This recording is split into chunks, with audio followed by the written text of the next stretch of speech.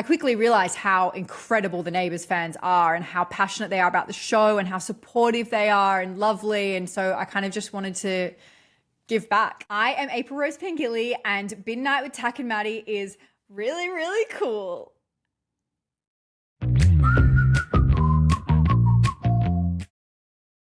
G'day, g'day, g'day! G'day! Welcome to Midnight with Tak and Matty. I'm Takaya, and here's Matty Hugh. I'm Matty. Yes, welcome aboard the, I don't know what kind of train this is. What's going on, Tak? Talk to me. Give me and everyone an update. Yes. What's going on? Not a lot. We had the long weekend, Hottest 100. Hey. I got to listen to some of it. You're too old for the Hottest 100 now.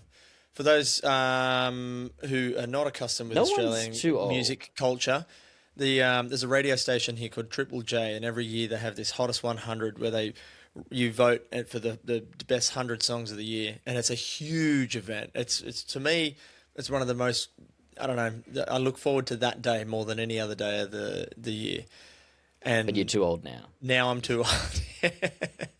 There is no too old for music. No, so you're trying to put your inability to keep up with current music onto me. No, you're right. You're right. I apologise. We need an update on your young fella's love life, Penny. We need a name for your young fella, because we have a fake name for Penny, which is Penny. Why don't we call him Barry? We'll just go with Barry. Okay. Yeah. Have you ever met a 4-year-old Barry? Oh God. Is Barry short? It must be Bartholomew or something, right? Barry must be short. Oh, I actually met a Barry the other day. A little 6-year-old Barry. His name was like Barakel, I think it was. His name was Barakel? I met a kid the other day, and I was with another dad. I didn't know him, and saw another dad at a park, a playground, and he was calling over his 3-year-old, and he said, "Matthew, come over here." And I was like, "That is a shit name for a 3-year-old." That is a shocking name. Oh gosh, yeah, you ruined it for everyone. everyone. Full circle. The only way that he was possibly named Matthew is because his dad was Matthew, and he was so vain that he wanted to get another version of him to live on. That's possible. Takaya's cool. That name should live on. Yeah, I hope so. I hope I live on forever. Did you say what Barry's full name is? Because I did question what Barry's short for. My guess is Bartholomew. Oh, Barakel. I've never heard that name before. That's his name. Do you know where that's from? No, neither have I. No idea. But I wasn't going to question it. Well, if there's any Barrys out there, let us know what your Barry is short for, if it is short for anything. I'm curious. But anyway, back to Barry and Penny. Yeah, so Barry and Penny, their love life has been progressing. If you're just joining now, I've had my 4-year-old is now in love. He has told me that he doesn't want to get married because that means he can't get any Lego anymore. He's obviously taken a snapshot of my life and realised that I don't get the things I want anymore, and it must be because I'm married. So that's what he's taken from that. And the update, we had a sleepover. We organised this. They wanted to coordinate a sleepover where my boy went and slept over at Penny's house or whatever, but without us there. That was her rules that she stipulated. And then we ended up changing it to a camping thing. So they came over to our house and we were going to camp, but because we live in the rainforest, we realised that was a bad idea. All right, Matty. Chicken watch. Is the reason why Barry wasn't allowed to sleep outside in the tent with his missus because you were worried that one of them would go missing like one of your chickens? No. And there's more than one chicken gone missing so far? No, we're all good. The pythons coop, aren't quite big enough yet to... The automatic, self-opening, self-closing coop is working as it should. Unless it screws up and then turns into an oven, apparently. Or it it doesn't close on them one night. Did that happen too? No, yeah, it happened. Yeah, I didn't do a software update on this automatic chicken coop door.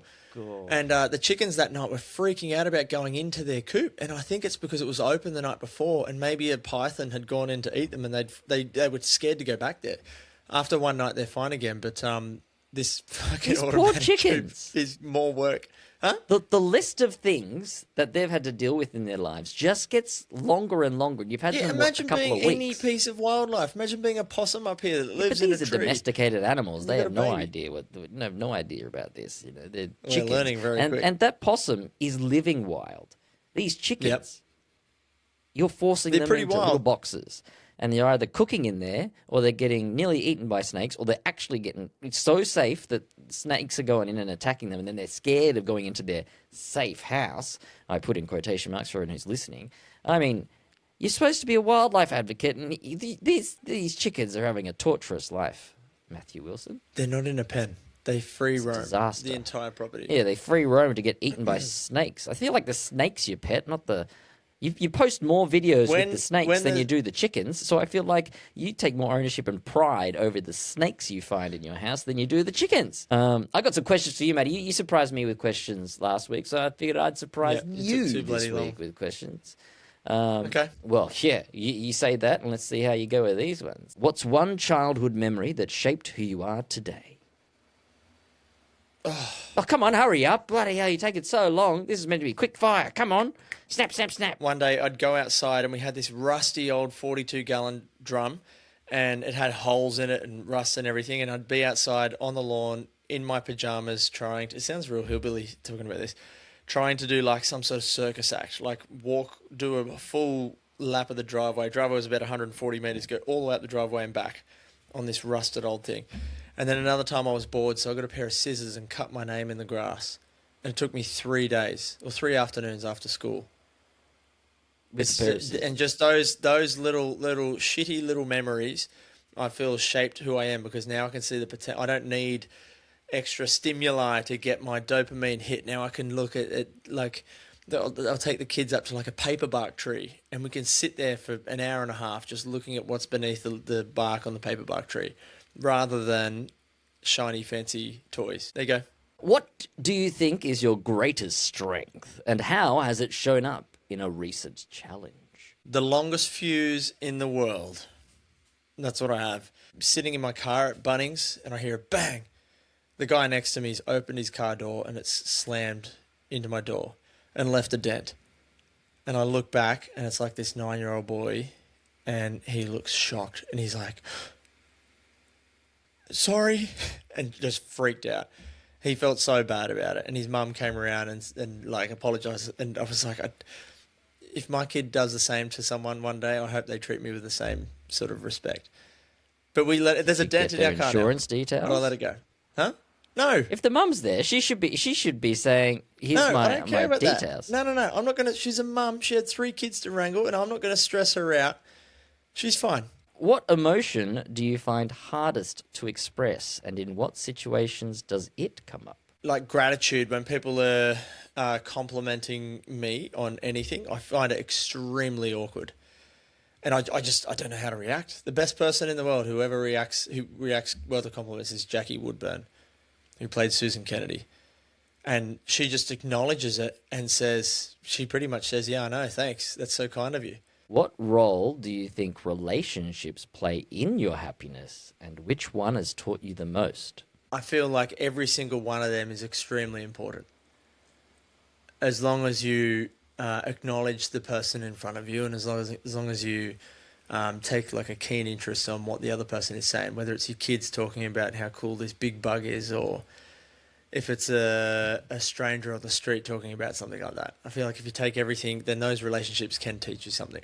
And what was the second part of that? Which one has taught you the most? I'd say it's the ones who've taught you the most, right, are probably going to be the ones that you've spent the most amount of time with, even though I've learned some really, really important lessons from people I've spent a smaller amount of time with. So it'd probably be my dad. That's it. You're out of the hot seat, Matty, for this week.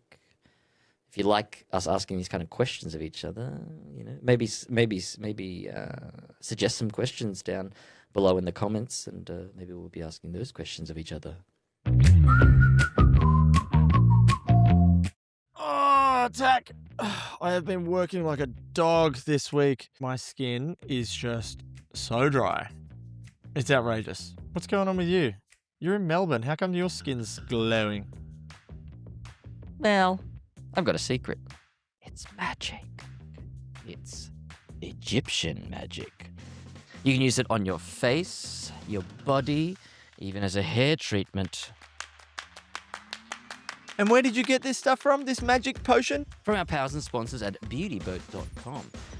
They sent you some as well, and for a limited time, our Bin Night audience gets 25% off Egyptian magic and their entire order by using the code BIN25.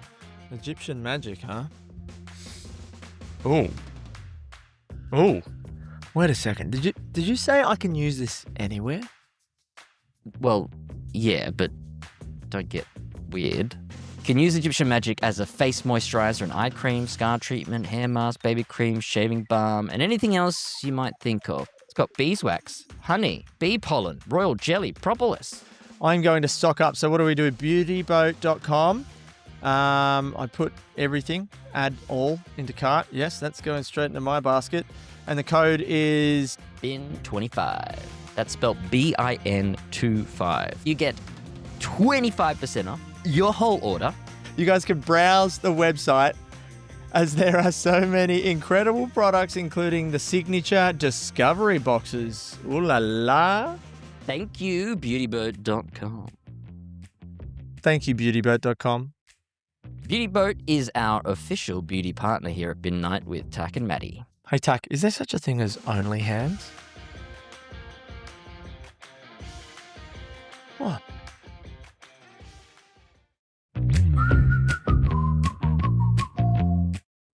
Aperol Rose Pengilly, or who I like to call Aperol Spritz or Appleberry Pie. I don't know. They're just sort of like a sound that's sort of similar to April Pengilly. Yep. Or April.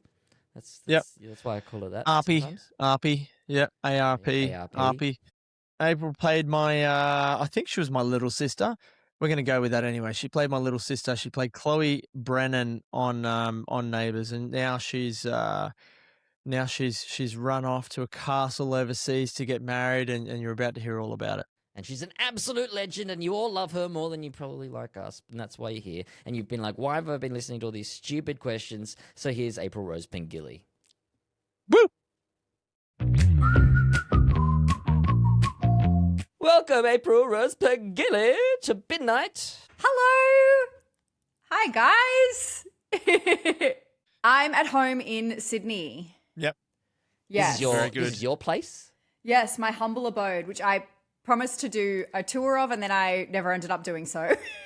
So hey, it's never too late, or you just have too much mess everywhere now, and you don't want people to see it. I got too scared that I would get murdered if people could work it out from recent sales or and then also I know a lot of our fans are English, and it's an apartment, and I thought there's a clue. I'm just going to write this one down. So Sydney apartment. Yeah. Pink couch. Okay. That limits it to about 3 million properties, I think. Yeah, basically.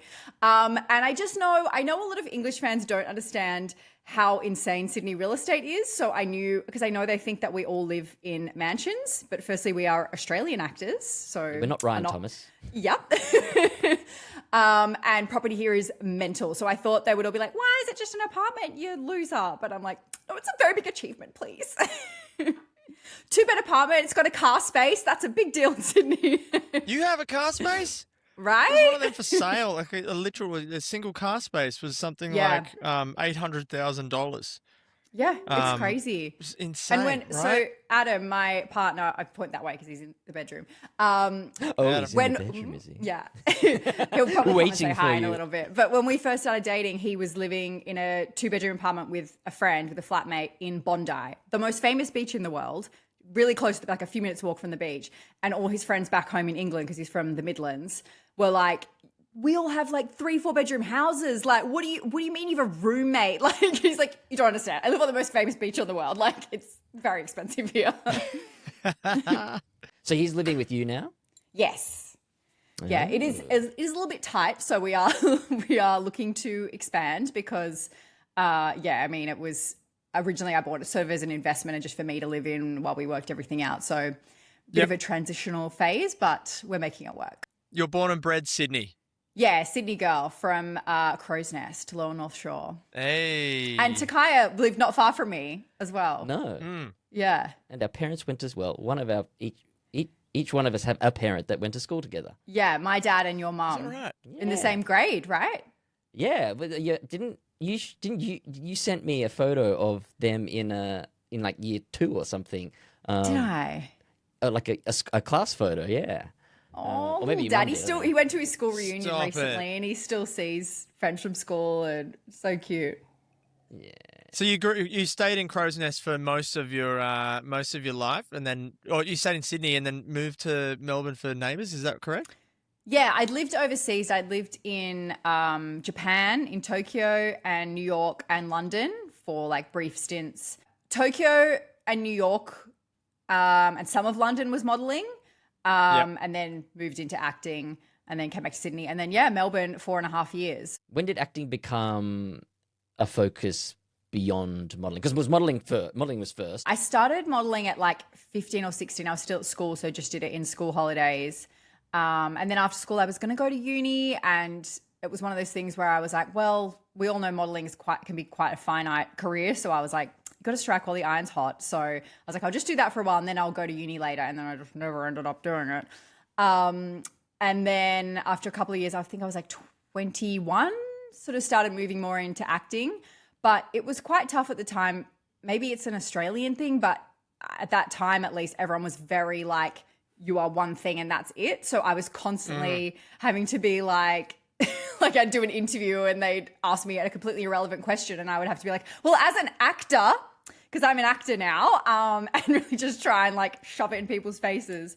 And I pretty much started at the bottom again because I got to, like, I was successful at modeling, and then I started at the bottom. I was doing like student films for free. I did like a lot of courses and classes and things, and kind of just like built my way back up from the bottom. So what would you have studied at uni?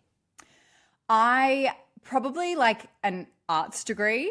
I probably would have become like a writer or editor or proofreader. I absolutely love proofreading and spelling and grammar.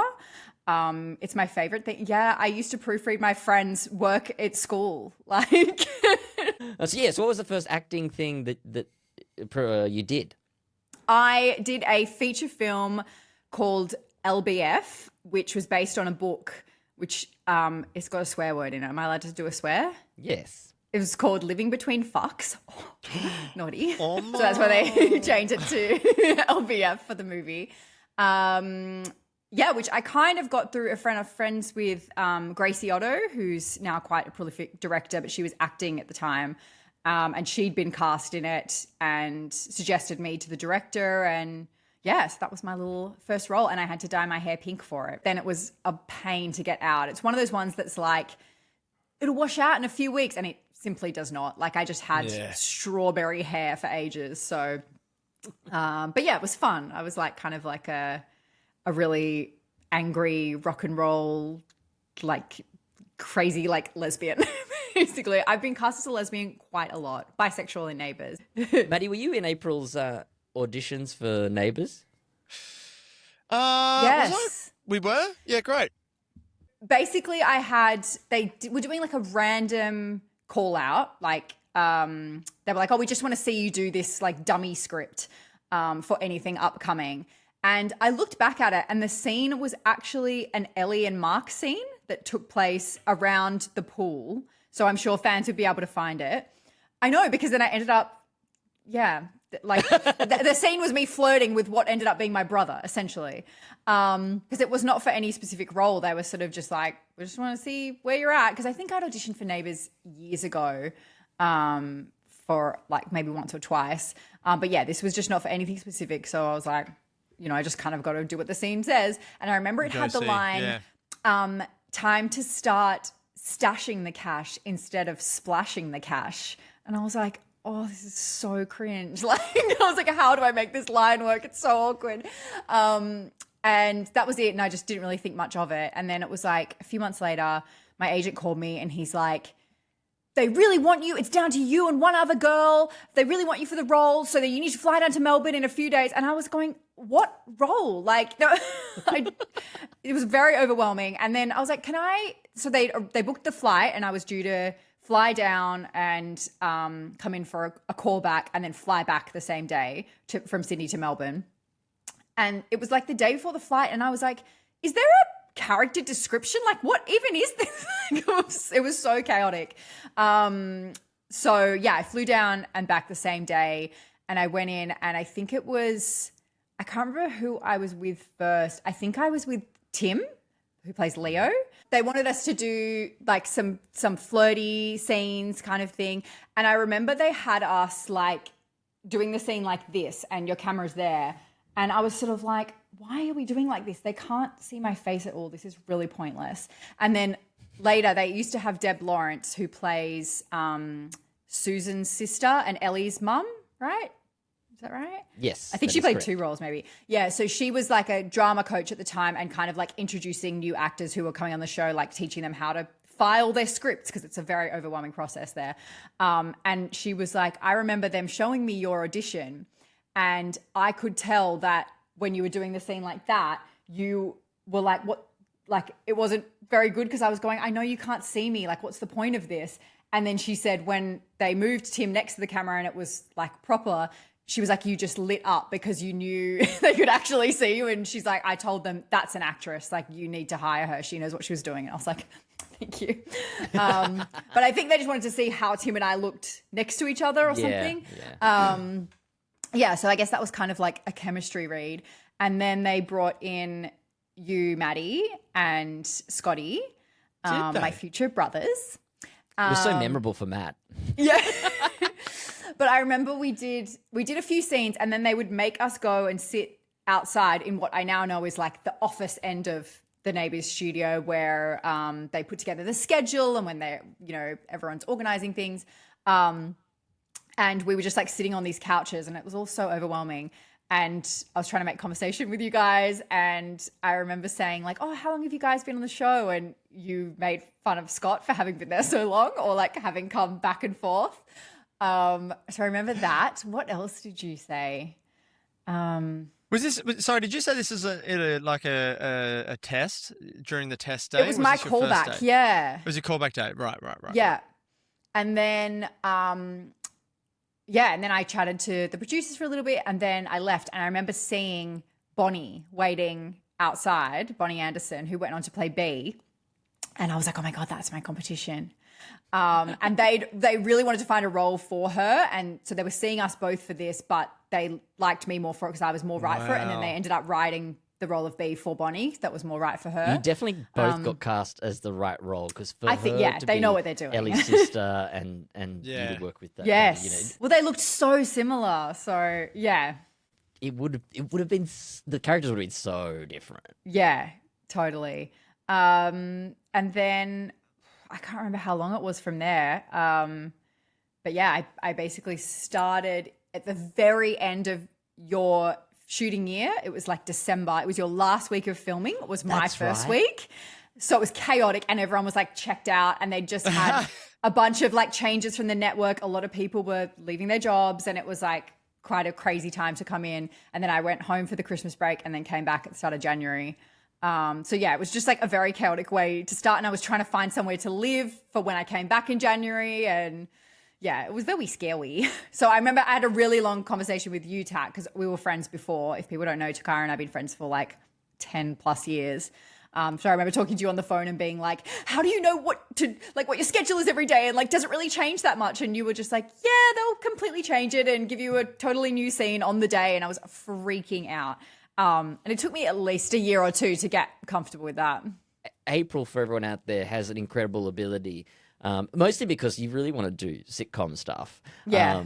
And so you would be given these quirky lines, let's call them, which became real Chloeisms, mostly because you were able to be given something to say and you'd figure out some kind of quirky way of selling that thing. So what I mean is, like, did you think that was the first, because you said, I had to figure out a way to sell it. Do you think that was the first time and that's what they saw, that little Chloeism in that audition? I guess so. I could find the tape. I'm sure people would love to see the audition. I could try and find it. I feel like I think I did not sell it very well in that audition. I kind of like swept it under the rug. I think I went like this. I went, it's time to start stashing the cash instead of flashing the cash. Like, it was very like throwaway because I was like, it's awkward. I don't want to say Even it. that little, it's so like it's a Chloeism. But yeah, I remember there were all these like crazy lines and things that they wanted me to say. And I was like, well, I just have to make it work. So I don't know. I just rolled with it. And then I remember coming in for a scene with you, Matty, and Scott. We were in the waterhole, and when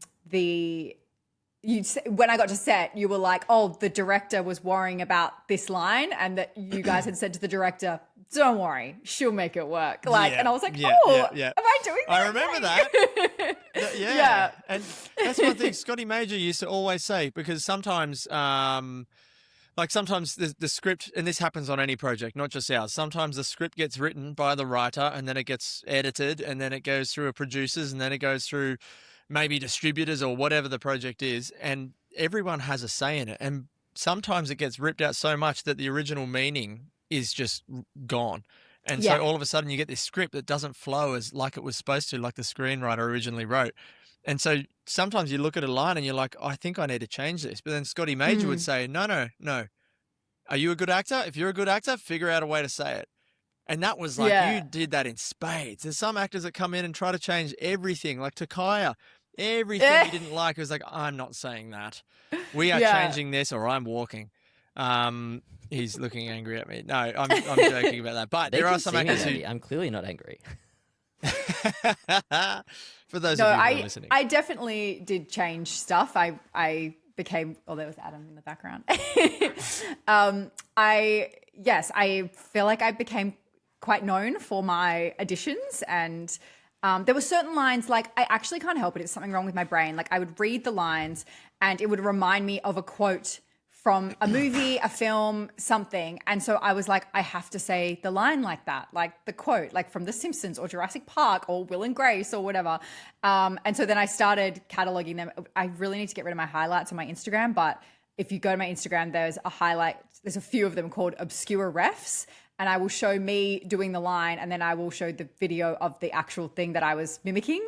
But I really couldn't help myself from doing that, to be honest. It wasn't like, I'm going to do this, it's going to be so funny. It's just like that my brain's broken. Like, it's full of movie quotes. But you definitely have a very fashion forward presence online. But in reality, you are a giant dork who loves comedy and sitcoms and Saturday Night Live, and also like political stuff too. Just sort of, which I think comes a lot along with the comedy stuff. But yeah, those are a perfect example of that part of you coming through. Yeah, I mean, I don't do as many references anymore, to be honest, because Adam doesn't get a lot of them. He is really bad at remembering movies. So I'm like, oh, my jokes are all going to fall flat. So I need to bring back my quotes. April, I want to talk about this big, fantastic, amazing, magical wedding in a giant castle that I didn't get invited to. No, don't. No, I'm kidding. I'm kidding. Do you know what? Like, no, there were people that we didn't want to invite because we didn't want them to feel pressured to come, because it was in Europe. Because obviously he's English, he has a much bigger family and a lot more people than me. So we were like, we'll have it over that way. But we knew that would be a lot for Sydney people, and we didn't want them to get the invite and be like, oh my God, now we have to make this work. And I know, Matt, you have 1,000 children. So there's a castle in France that it's Chateau de Chambord or something, that is the one that they based the one in Beauty and the Beast on, in the Disney cartoon. At the end when it goes all nice and the spell is broken and you see it all, that one, the nice version, not the scary gargoyle version. And this castle is called, like in French, it's like the mini Chambord. It's like the mini version of that. Because that big one, I don't think you can even have weddings there. I think you can only have like huge fashion week events or it's open for tourists and stuff. So, so I don't even know how we found it. I looked at so many venues. We originally were looking at Lake Como, but we went there on our honeymoon after the wedding just to like see what it was like and see if we had any regrets. And we were like, no, we made the right choice. It would have been so difficult there. Obviously, everyone can only travel by boat. And we were very happy with our choice in the end. How did you find this place? I don't know. It's crazy. Like, you're like, where do we even start with this? So I was looking on like Pinterest and Instagram and looking everywhere. And then this venue would lead me to this venue. And I honestly, I have the list in my phone. There's like probably 200 or 100 venues there. And I contacted most of them. Like, and they're wedding venues or just like for any purpose? Wedding venues, yeah. But a lot of them are chateaus. Like, chateaus or I don't know, like villas as they call them in Italy. And do you get the whole castle for like 6 hours? Is that how it works? Some of them were like, that was the problem with a lot of the Lake Como ones. They were like, you could only have the wedding from 3 p.m. to 6 p.m. and it costs this much money and you have to be out by then. And like, it was just a bit stressful. Whereas this one we could have for 3 days. So we did, everyone arrived on the first day and we had like a cocktail reception, rehearsal dinner, and then the wedding and then a recovery day. So because we knew like a lot of people, especially the Aussies, were traveling a great distance. So we wanted to make it worth their while. But to be honest, it was the English people that complained the most about having to travel. And Adam was like, are you serious? We have come from Australia to be closer for you. That's so funny. And so does everyone stay in the hotel? Like the accommodation is in the castle? Yeah, half the guests were in the actual chateau, and then there was like a coach house next to it that they've converted into rooms as well. So I think you were in there. Which is a big building. It wasn't like yes, we were in there. Very big. It was and coach house makes it sound like a barn, but it's it was huge. It's like it still aesthetically looks like the castle, like it's just a smaller version of it. Yeah. So were you like thematically going, I want Disney princess wedding? Like, what drew you to chateaus and or villas? Well, that you were looking at? Adam's an architect, and we both love like old buildings and beautiful architecture, and so we both wanted something like that vibe. He was very involved in it. I wasn't a bridezilla at all. Like, honestly, I feel like he was fussier. Like, I was a little bit like, I don't mind, you pick. We were there we were in England for Christmas with his family at the end of 2024. And we were going to fly to Italy and look at venues, but it was easier to look at some in France first because you could drive down, which is insane to an Australian because we live on an island where everything is extremely far away, that you literally drive onto a train, the train goes underwater, and then you come out and then you drive off the train. It's insane. So we drove down to France for a few days and looked at a few venues, as many as we could squeeze in.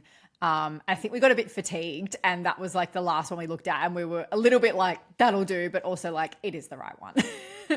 Like, we were just kind of sick of looking, I think. But it looked like the right one to me. And those photos you've got that ended up in Vogue, like they are like, I've just been going through, I've spent the last couple of years going through a relative of mine's, his artifacts, really. These are 110-year-old things. And he's got all of these photos that are over a century old. And to me, this stuff is so important. And it is, and ever since I've started digging into this, I'm like, it is so important to keep that sort of a thing. And you see wedding photos that just are timeless. And when I saw your wedding photos, I was like, wow, I can see that in a couple of 100 years printed up on a wall and people just admiring it going, oh my God. Whereas you look at my wedding photos. Thank you.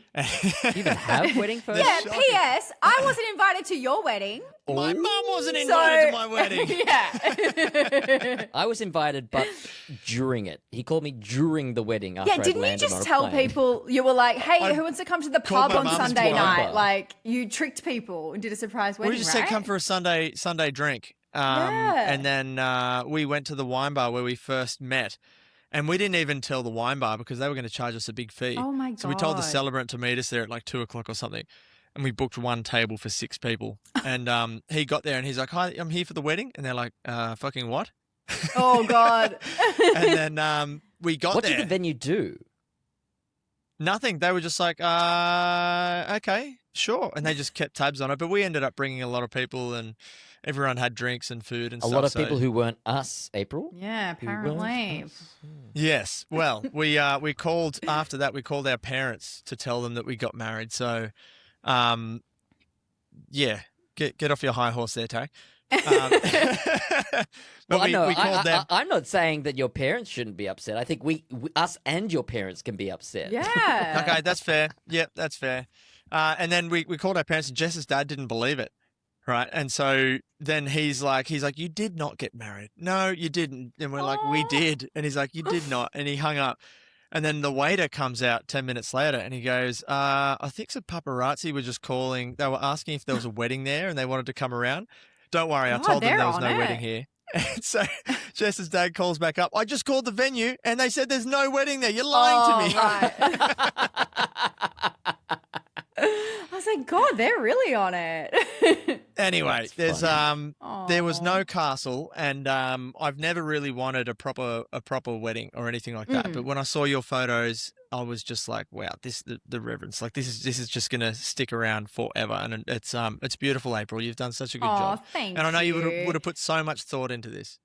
Yeah, we wanted it to be very like classic and timeless, and like there's a really nice account I follow called The Wed that do really beautiful wedding content, but it's very like trend based, and they were like, the latest trend is like carrying lilies in a circle and stuff, and I was like, that's gonna look so dated in a few years. I don't want to do anything trendy. I want it to be really classic. And where do you carry them? So I love that. Like, oh, like As a for your bouquet? flowers. Yeah, like people are doing like you curl the stem of the lilies round in a circle and hold them like a bat. Like there's all this like, it's very like cool girl, but I'm like, it's going to be dated. I don't want to do anything trendy like that. And people are doing like, what are the other trends? They're like having a bowl of cigarettes. Like that's a trend. What? Yeah. Yeah. Bowls of cigarettes for people to take because smoking's It's a back. bowl of I've never death. smoked, but yeah, literally. The best thing, best fashion thing about your entire wedding wasn't you, April. It was Adam having clip-on tails on his jacket. That mind blown. Removable tails. I didn't know what the word, but I said clip-on. But removable tails. I was like, oh my God, that's awesome. I knew he wanted to do tails, and then no. I knew he wanted to do a cropped jacket because it, like kind of a 1920s style, like a high waist pants and a cropped jacket. And I went with him to his first session with the tailor, and he was talking about it. And they said, "Oh, we don't really do like we're probably going to have to get a tails jacket made and then cut the tails off." And so he's like, "Oh, that seems a bit wasteful." And then, unbeknownst to me, in his later sessions with the tailor, he was like, if you're cutting them off anyway, what if we make them with popper studs so that I can have a tails coat down the track if I need one? And then so on the wedding day, they were like, oh, let's quickly do a photo before you go down. And it was in one of the windows overlooking where we were getting married. And I went to do my photo, and she was like, turn your head that way. And I could see, it was turning my head towards the window, and I could see him walking down with his groomsmen. And I was like, oh no, I'm not meant to see him. It spoiled it. And I saw he had tails, and I was like, what? He's not meant to wear tails. He's meant to have a cropped jacket.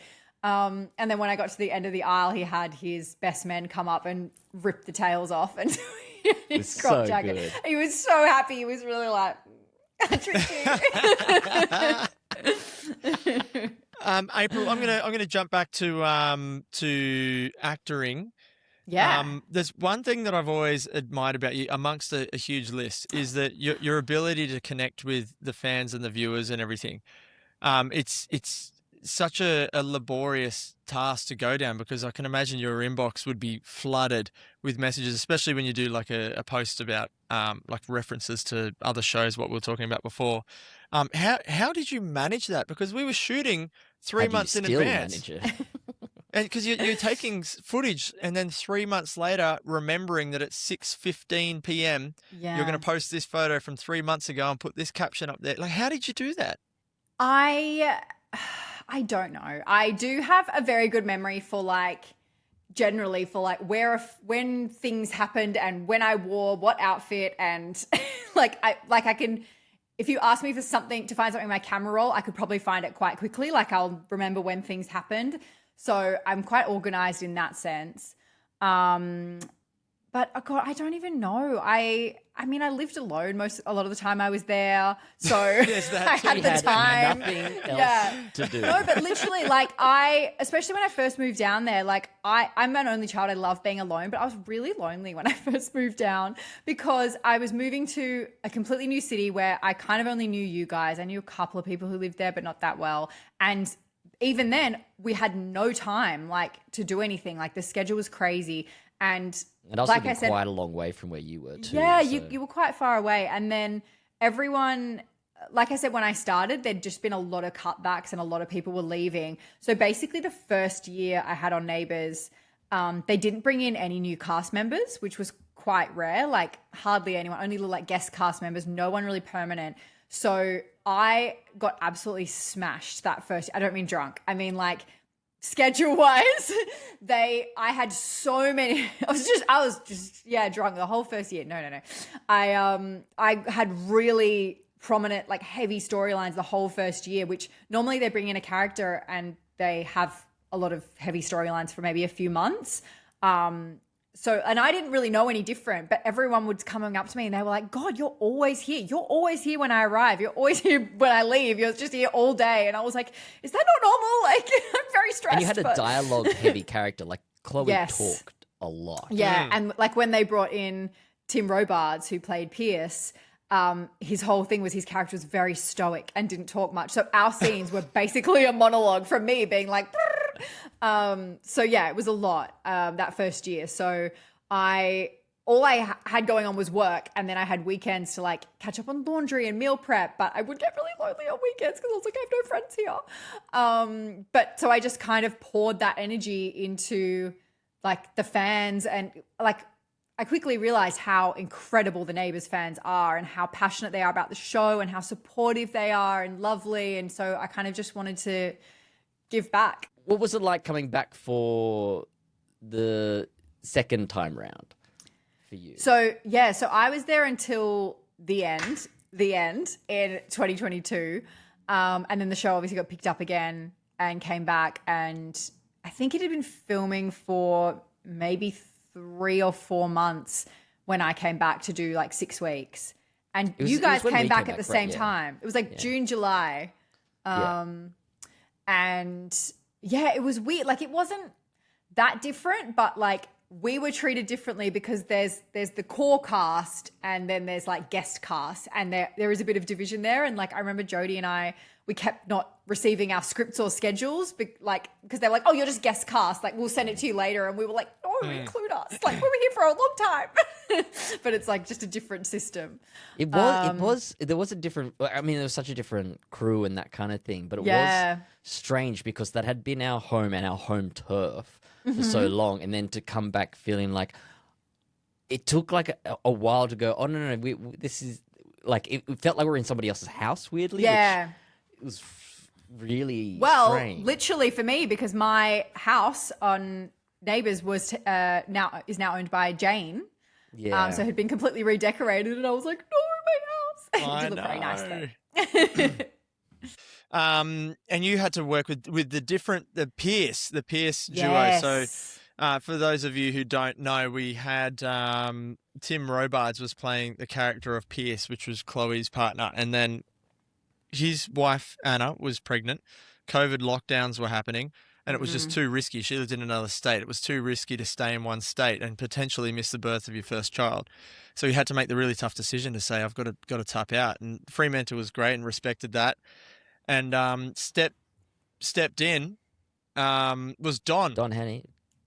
Don Haney. Don Haney or Haney? I think it's Honey. Honey? Okay. Yeah. Well, hey, Honey. If you're listening.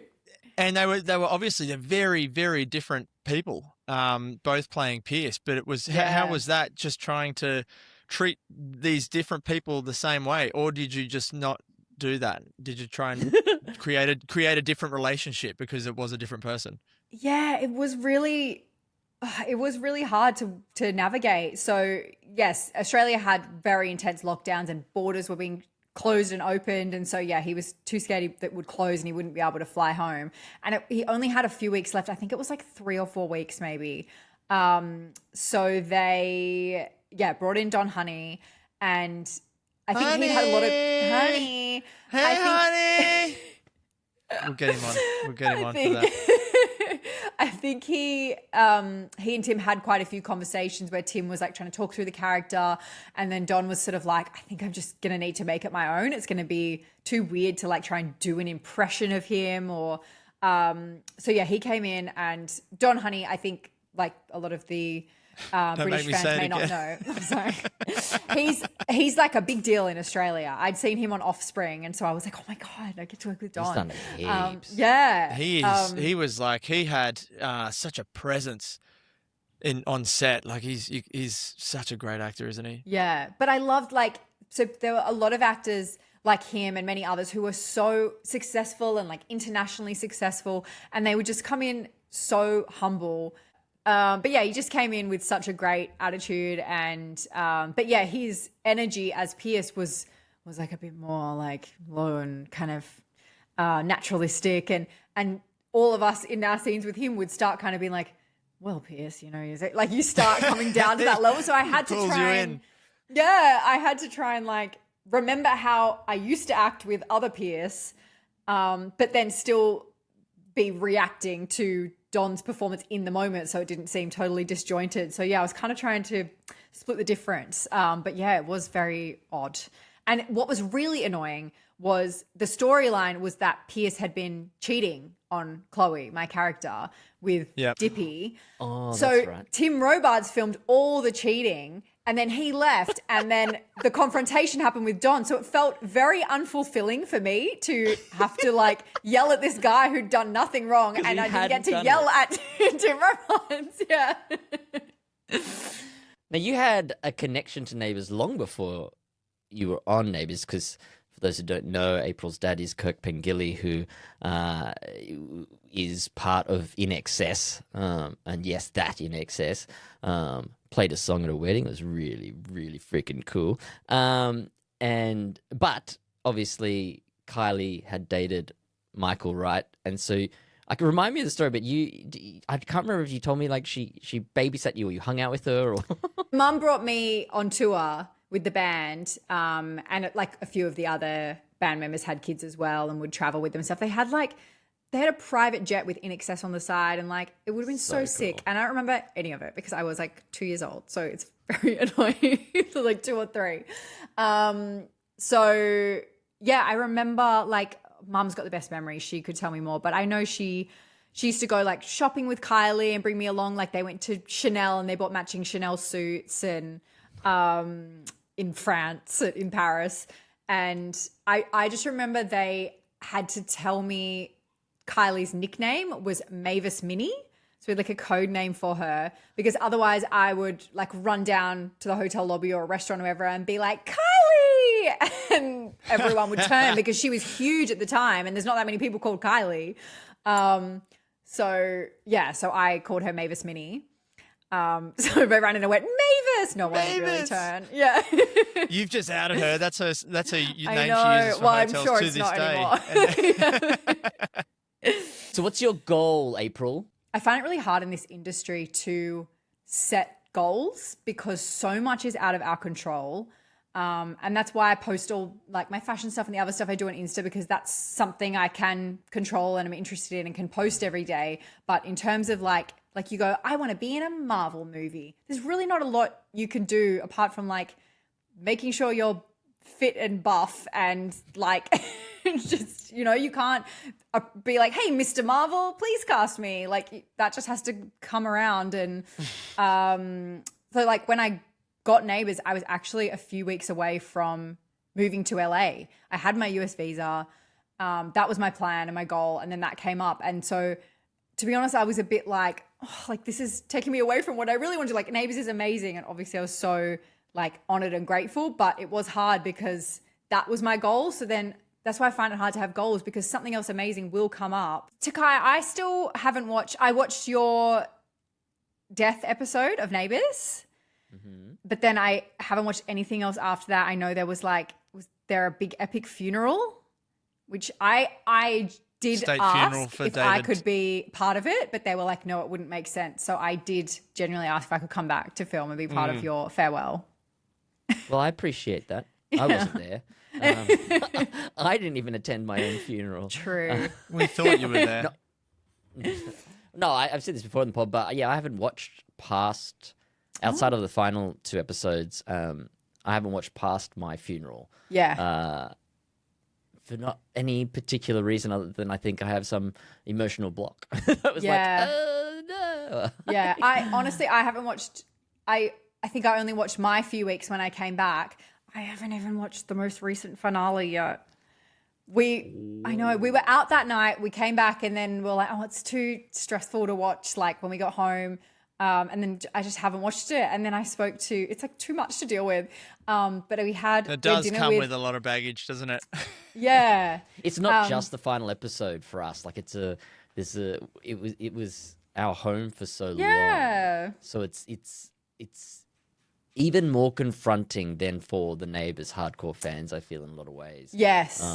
Because we were living these people's lives in these houses, on these sets, in these backyards, etc., for such a long period of a substantial part of our lives. So it's strange. Yeah, it's really strange. Would you go back if they started it up again and they said, "Hey, we've got a really, really cool storyline"? Would you go back? I think so. You gotta. Full time?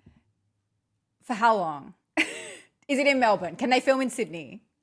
Yeah, it's still in Melbourne. Haven't they removed the studio? They can move it to Sydney, surely. They've removed apparently the backlot is still there currently. Because Jurgen, one of the security guards from the front gate, he watches the pod and he comments when. So for anyone out there, Miss you, mate. I will converse with you live for the premiere of the episodes. And Jurgen's one of those people who comments on that premiere on YouTube. And yeah, he said that the backlot's still there. They haven't demolished that part, but obviously all the sets internally got taken away. And obviously the building's still there because they're heritage listed. Yes. Yeah.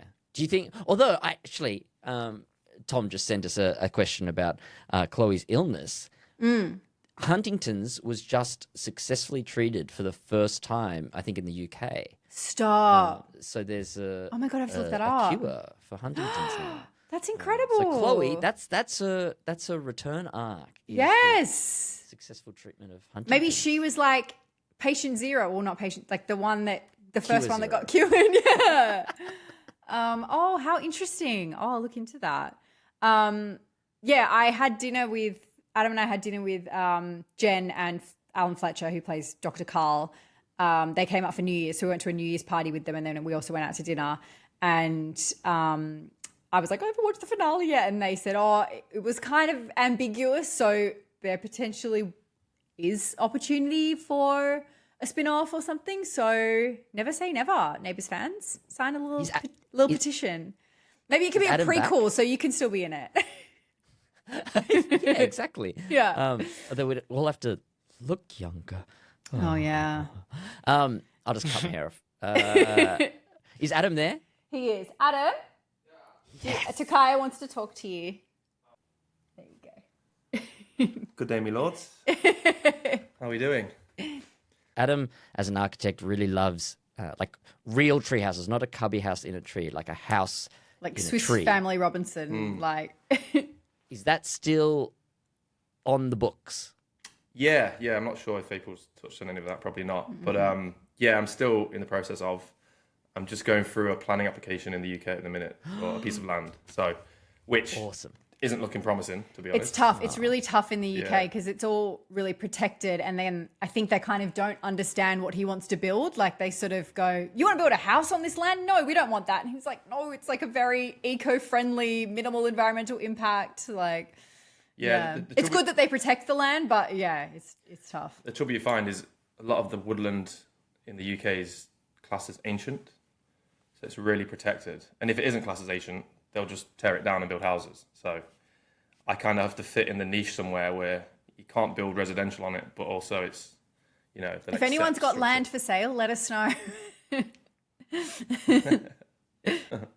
Yeah, we were talking about your tearaway suit before. Yes. And Yeah. the evolution of that and how I accidentally spied you through the window. And I was like, why is he wearing tails? He's meant to be wearing a cropped jacket.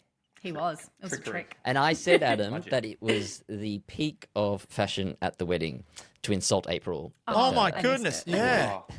Oh, could never compete, but I just had to try, you know. No, he looked gorgeous. It Yeah. was amazing. You both looked You did. incredible. You Yeah. did. See you guys. Bye! Is there anything else you want to talk about, April? Do you know what? I forgot. I have a horror film coming out, but I just don't know how anyone can watch it yet. So they're having a premiere on the 31st of Jan in Melbourne. Yep. So I will unfortunately not be there. Maybe you can go, Tak. You can go I in can my be stead. there. Yeah. But Tim Robards is in it as well. It's called Drax, Drax. So it's directed by a friend of mine who's originally a fashion photographer who I'd worked with back in my modeling days and stayed in touch with. Sorry, I'm getting a hiccup. No, it's gone. So he has moved into directing and directed a few little indie features. So Tim Robards and I were like, oh yeah, we'll do it. It was only like one night of filming. So we jumped in there and filmed a bunch of scenes with him. I think our characters were American. I think we were doing American accents, but we were playing a couple. Not a couple. I think we were on like a first date. I can't remember now. I think we're on a first date, but it was very weird working with him again, having obviously played husband and wife in the Yeah, past. that's going to be confusing. Yeah. So we had, a couple little cameo roles in that, but I just don't know when it's going to be like actually released or how people can watch it, but stay tuned for that. And then there's a comedy series called Full Story that I worked on created by Troy Kinney, who we are just waiting to find out if we will maybe get to make some more of that, which would be really, really fun. So fingers crossed for that one.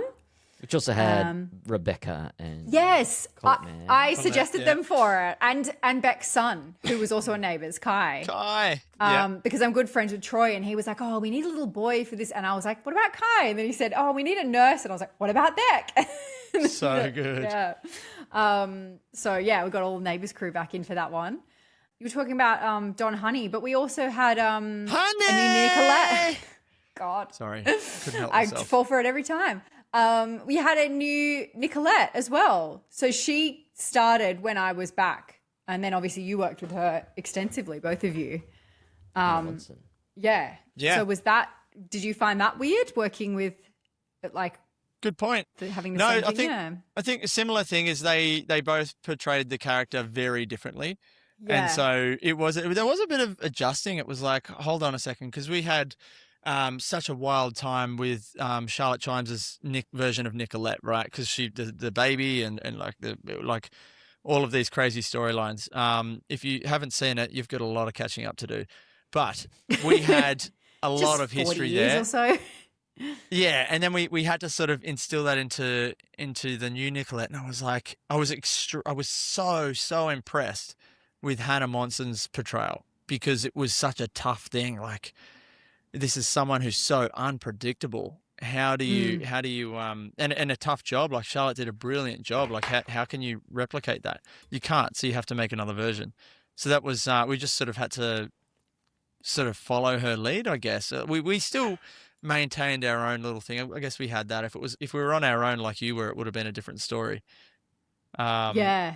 Oh, but yeah, yeah. because you had the trio, of course. Yeah.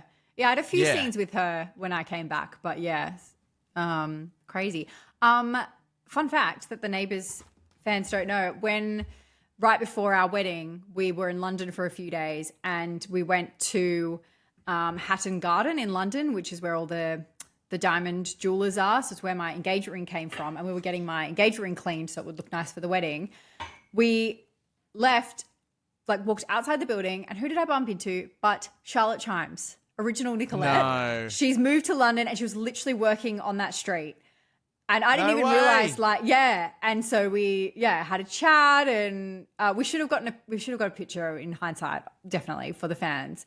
Literally the other side of the planet. yeah, You bump into each other. Wow. So crazy. There's a couple of things that we most often forget to do, but today we're remembering. First thing is, what's something from acting or from Neighbours? It could be a storyline, could be something about filming and being an actor and all that kind of stuff. What's something that you would throw in the bin, never to return, so the garbage bin, and what's something you'd put in the recycling bin that you'd like to keep coming back? Something I want to recycle was working with Chris Milligan, who played Kyle. Great. Our characters 'cause were you hooked up for a together. little bit. Yeah, but it was so Yeah. brief. It was like maybe 3 or 4 weeks, and we had so much fun. Like, we're literally the exact same age. We have all the same references. We would just like try and put South Park references in. He's so funny. So yeah, we had so much fun, and I was like, no, that was too brief. So I would have loved to do that again. And something to put in the bin. You said canteen food. I am going to say the canteen food because I did eat that for the first year, and it was fine. There's nothing wrong with it, but I just was really not at my healthiest by the end of that year. It was when we started filming all the Chelly stuff, and I just did not feel great. The canteen food changed. It did change apparently, but after that, after about a year, amazing. I never ate it ever again. I brought my own meal every single day. Very disciplined, did meal prep. So I'm just going to say the canteen food just because I didn't eat it, but I'm sure it was great. I have to say that too, April. You're probably one of the most disciplined people I ever met. If you commit yourself to something, there is nothing outside of, physical injury. This is generally the only thing that's ever stopped you doing stuff. Not even. That would stop you from completing that task. Like you'll if you've got to do that thing, like wash your face in a very particular order every single day, there's not a day where you go, I can't be bothered today. I do planks every single day. I've got ankle exercises, so I've been doing those every single day. Like, I drink apple cider vinegar every single day, which I think a lot of people would find disgusting. Yeah. April Rose Pengilly, it's been an absolute pleasure. I miss that we're not in the same state and can't hang out more. Yeah. But I am occasionally in Sydney for play school, so I'll have to line up a dinner of one of the nights that I'm there because it'd be a lot of fun. Also, I want to hang out with Adam too. Sleep on the pink couch. Yeah. Come There's your sleep on room. the couch. But thank you so much. I was so happy when you said yes to come do Neighbours and come hang out and play on set because you are such a fun person to be around. I think that's one of the things that people miss through your Instagram, perhaps, is just how fun you are in person. So, yeah, thanks for joining us on the pod. Miss you. I know. Miss you guys. Miss my little sis. Miss you, bro. We'll catch up for part 2. Yes. My sister. Your April Rose Pengilly. Your sister-in-law? Your sister-in-law. Yeah. Yes. Do you know why she's April Rose Pengilly? No, Pretty sure go. this is correct. There is an April Pengilly who is porn star. Oh my God. Is there really? And how do you know this, Takaya? Maybe Because that's something you should have kept to yourself. April and I discussed it. She didn't want people looking up April Pengilly and then being linked to a porn star. Have you ever had that problem? Have you ever met a Takaya Honda or know of one? I have never met a Takaya Honda, but I do have a Google alert that's set up for Takaya Honda and for David Tanaka. And there's some guy in Japan called David Tanaka. I think he's in special effects or something, like visual effects. And I think he wins awards every now and then because I'll get a Google alert that he's done something. But I've never had one for another Takaya Honda. I think they do exist. I think if you looked up on Instagram Takaya Honda, there might be other ones that come up. But I'm pretty sure that we're the only Hondas in Australia, though, my family. What? Yeah. I've seen a blue one drove past my house earlier this morning. Sorry. I had to. So I do the same thing with Google Alerts, and it's with Matt Wilson. And there is someone at Marvel, I think, who does like his. He's like within the comics, so he creates the comics. I think there's even one at Fremantle, right? There's a CFO. Or yeah. There was one. There was an email thing there. Yeah, there's a guy who was in the Commonwealth Games as a swimmer, Matt Wilson. There was a guy who was on a reality show, Ninja Warrior. His name's Matt Wilson. This is hilarious. I got added to this group on Instagram, and it was full of like 20 Matt Wilsons. And if any other Matt Wilsons are out there, you might even know about this. 20 other Matt Wilsons. And this guy's just like, hey guys, I just thought I'd share this group. We're all must be legends because we've got the same name. Let's chat. And so we made this group, and then someone's just popped in their frequent flyer card number and said, hey, if anyone's flying with this airline, you can get into this lounge. All you have to do is just show, and all they do is check the name on the ticket. And here's a Qantas one, here's a American Express one or whatever. And so all of these other Matt Wilson's like, hey, I just used it, and I got into the lounge at the airport. And they're always now I wish I had some commoner name like Matt Wilson. I know. That's the only good part about it. But yeah, shout out to all the other Matt Wilsons. Let's chat about April, because there is so much that we didn't scratch the surface with her. Like, she's, like you said, she's an incredibly disciplined person and works non-stop. And sometimes I felt guilty. I felt like I was being lazy because she's so efficient with what she does. But like, what a person to meet in your life and get to spend that amount of time with. And you already knew her. And well, yeah, that's right. And we became good friends. And she's a genuine joy to be around. I think what people see online, especially with her quirky side when she's doing the raps or whatever while she's walking on the treadmill and that kind of stuff, that's to me who the real April is. The large bulk of her social media is the fashion side and sort of that kind of stuff, and that can project a certain kind of personality. And even just with the amount that she does social media, that could make her out to be kind of appear very superficial, when in reality she as a person is so not that. She's so interested in people. She so is down to earth and wants to make people laugh or laugh along with you, which is just such a wonderful quality to have, because laughter is the best medicine after all, right, Matthew? Thank you, Doctor. Jeez, the Dr. Tanaka came out a bit in that chat, didn't he? There's nothing wrong with a little bit of Dr. Everyone wants. Hey, Aaron always wanted a little bit of Dr. Tanaka. You'll be fine. So I think everybody else out there wants a little bit of Dr. Tanaka in them too. While we're here, I've got this rash under here. I just look. We've tried to fix that, Matt, but you have so many diseases; it's hard to pin them down. Maybe we can use some Egyptian magic from beautyboat.com to fix that up. Actually, that probably would work. Very good. Give it a go. Well, it's all the bee things, right? Can I just quickly, like, this is not, we are beautyboat.com is our major sponsor, Legends, but this is not part of the deal. But the ingredients on this, which is available from Beauty Boat, is no, that's Spanish. Olive oil, beeswax, honey, bee pollen, royal jelly, and propolis. The bees create all of these different things, right? They go and collect the pollen, but then they store it and they mix it with some sugars or nectar or whatever, and then they make this thing called bee bread. And then certain baby bees or larvae get fed bee bread, and then they will turn into either a drone or a worker bee.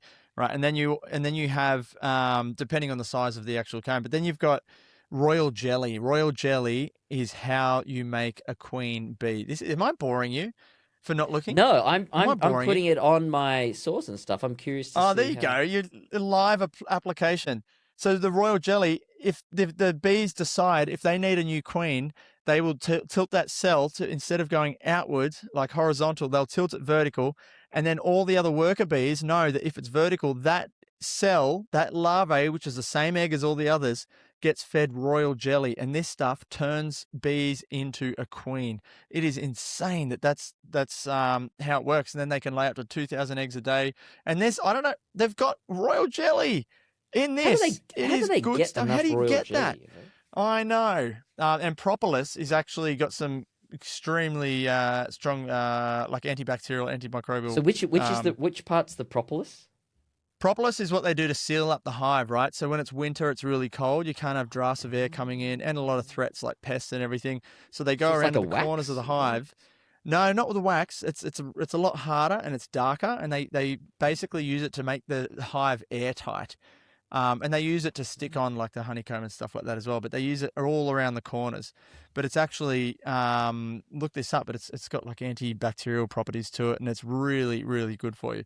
So this is not. It doesn't seem like some sort of lab product. This is the real deal, and I am excited. Tak, I spoke to producer Tom before, and I said, "Hey, what's going on for this episode?" Peeping Tom. I thought we retired that name, but he said, "Listen, we're not going to do this dilemma thing this week because we had a number of complaints come in about they just weren't sure about you deciding on someone's circumcision." Circumcision. Oh my god! I just think I just had a mild stroke. Is that toast? Circumcision. They weren't happy that you decided to play God there. And I did not make a decision. What decision did I make, Matthew? You did, yeah. What did I say to do? You tried to give an opinion on a baby's foreskin, which is just dangerous territory, man. We don't want to get blacklisted. We want this to go on for a long time. So we're skipping the dilemma this week, unless you've got one that you want to talk to me about. You know what? Kind of. Here we go. I've got this back issue at the moment, and I'm seeing a physio actually for an elbow thing at the moment. But Amy has always seen a chiropractor, and she said, "Why don't you go? Because it's a free first consult." It's like, all right, I'll go check. And went to the chiropractor, sent me to get X-rays because they wanted to check how my discs were and stuff before they tried to do any adjustments to make sure there wasn't any actual. Like if my discs had worn away or whatever between my spine, them adjusting's not going to be a good thing. So did that. They checked it, showed me the X-rays, and my discs were fine, so they could do some adjustments. And I'm still, I've got to go back for a few more sessions, which understandable. It's what you have to do with anything. I'm still not. I'm still on the fence about how I feel about chiropractoring. And I don't know how much to trust it. There's a couple of red flags for me that happened, right? Like when you go to see a physio and I've got sore elbow here, and they do their test to say you can move your arm this way or whatever, and they go, well, it's this nerve runs from here up in your shoulder. The muscles around it are constricting it, and it's causing you some pain. So we need to release the muscles and build up some muscles on the other side with some exercises, whatever, to release that. Where I didn't really get that, and I was like, oh, that's interesting. And then she did the adjustments, and that was fine. And then afterwards, then it went into a little bit of a sales pitch of like why I need to do this for a long-term thing. The justification. Yeah, it was like, oh, and it's better to do it for a long period because you can do it for a short period, but then you'll get into pain again, you'll come back and it'll be reactive to how, your body's needing adjustment. Whereas if you keep doing it, then you can maintain at a high level, blah, blah, blah. And I was a bit like, well, so when you go see a physio, they want to see you as little as possible. They want to fix the issue so you don't come back. Like that's their goal. Whereas this felt like, okay, so your goal for me is to keep coming back. And then I was like, well, you're supposed to fix my problem. I had the same thing. I had a back thing, and the guy checked me out. He's like, okay, so you're out of alignment. Lie on your back. This is what he said. Lie on your back. And he chucked a wedge, which lifted my right side up slightly. And then he said, okay, I'll be back in 15 minutes. And he left, and he came back, and then he gave me a little massage and said, okay, you should be good. Do you feel better? And I was like, yeah, well, I just had a massage and a lie down. I feel great. And then he said, I said, look, he goes, yeah, you got to come back. You got to do that for a while. And then I said, should I just sleep with something that slightly props up my right-hand side? He goes, no, that should be enough. And I was like, wait, for 15? He's like, yeah, just come back next week and we'll do it again. And I'm talking like 10 mil, like as if you're sleeping on an uneven bed, and that completely shifted my my posture. And I was like, wait, surely I can do this at home, right? It just I don't even says the spend, massage. I can just put a $80 little or something under there, sleep like that, and it should be fine. And I was a bit confused. I felt good after it. I don't know. I guess if it feels good for you, go for it. But, look, Tak, see what happens. Whatever does the job for you. Well, I'll keep everyone updated. I'm sure everyone has their own thoughts about the practice of Cairo. We need a bin joke, and it is your turn. I made one up, Matthew. Unlike you, Googling things. I did make this up. Guaranteed to be AI. Here we go. It is 100% me. I knew that would offend you. What did the trash say when it saw the garden hoe? Been there, done that. If you made that up, I am so impressed. I made that up. You need another couple of kids, man. Thanks, Tak. See you on the next bin night. See you next bin night.